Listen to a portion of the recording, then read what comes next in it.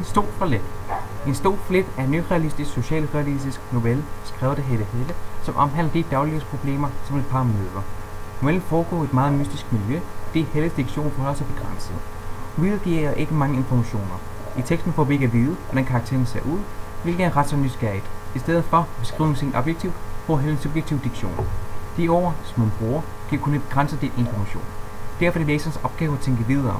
Vi undrer os over, om parret er gammelt eller ungt, men vi kan konkludere, at de i hvert fald er samlet i et stykke tid. Vi tænker også, at de bor inde i byen, i stedet i en lejlighed. Det er fordi, at Helle skriver en meget moderne genre.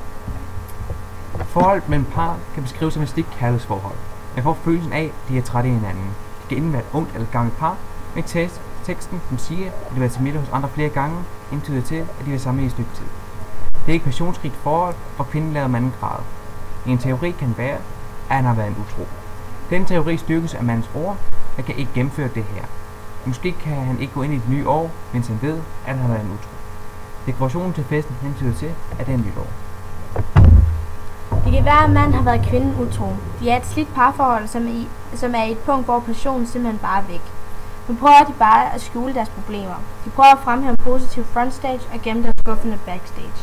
Det er sandsynligt, at de måske har forlagt den sidste stol et tilfældigt sted uden for kælderen, men de tænker ikke over det. De har for travlt, og på grund af det bliver de stressede. I stedet for at råbe og blive aggressiv på manden, bruger kvinden stilheden til at pine ham, som også er på grådens rand. Tema: ulykkelig kærlighed.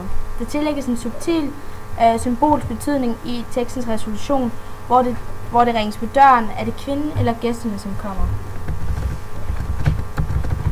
Allegori. Genren er, som Helle Helle er kendt for, at skrive og uddybe nyrealisme med et twist af socialrealisme. Dette betyder, at Helle udforsker de temaer og følelser, som er en del af den ordinære dag. Den egentlige styrke, som teksten bærer på, er dets hårdtrukne mysterie. Vi ved ikke, hvad der er sket forud for novellen, og vi ved ikke, hvem de to karakterer egentlig er. Derfor kan vi spekulere og diskutere det. På den måde, når vi indgår i en debat om teksten, kommer vi også til at tænke på hverdagssituationer.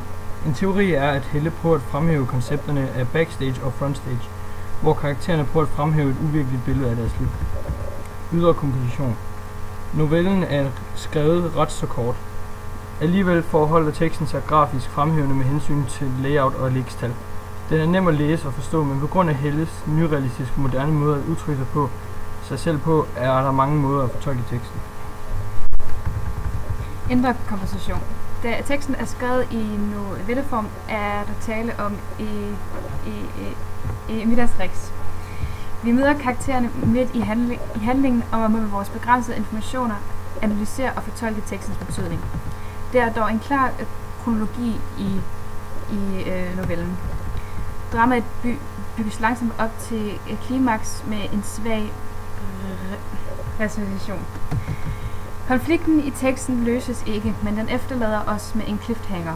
Er det kvinden eller manden, der banker på til sidst? Fortæller og synsvinkel. Fortælleren i teksten er en observerende fortæller. Den fortæller kun det, der sker, og ved ikke alting, som foregår i teksten. Fortælleren er derfor meget pålidelig, fordi den beskriver situationen i en objektiv retning. Synsvinklen er fast. Fremstillingsform er beskrivende situation.